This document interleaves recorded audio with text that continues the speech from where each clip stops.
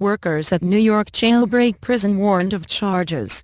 New York's governor has said any prison workers found to have helped two killers escape a week ago will find themselves being convicted. Andrew Cuomo said investigators were talking to several people.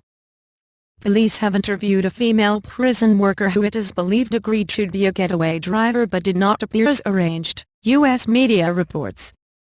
Richard Matt, 48, and David Sweat, 34, broke out of Clinton Correctional Facility in Dannemora with power tools.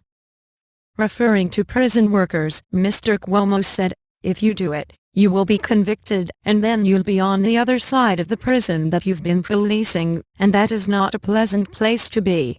U.S. media identified the prison worker as Joyce Mitchell, an instructor at the prison tailoring workshop where the two convicts worked. Associated Press reported a source close to the investigation as saying she had befriended the men and was supposed to pick them up Saturday morning, but did not. She has not been charged. Her son Toby Mitchell told NBC she checked herself into a hospital with chest pains on Saturday and would not have helped the inmates escape.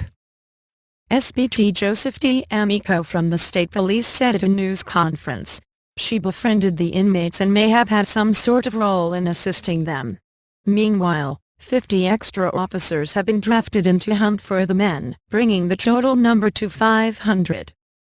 On Thursday, police using dogs and helicopters blocked off a main road and focused on a swampy area just a couple of miles from the prison.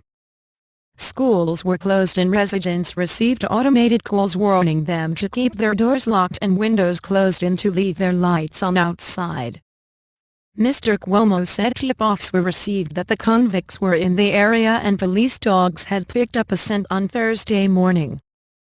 He added, "Look, they could either be 4 miles from the prison or they could be in Mexico. Right? So you just don't know." Matt and Sweat broke out on Friday night using power tools to cut through the steel walls of their cell before clambering along a catwalk to reach a series of pipes and tunnels.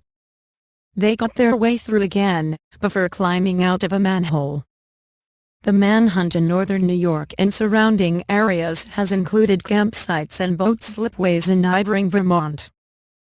Hundreds of employees and construction contractors have been investigated to determine if they provided the power tools.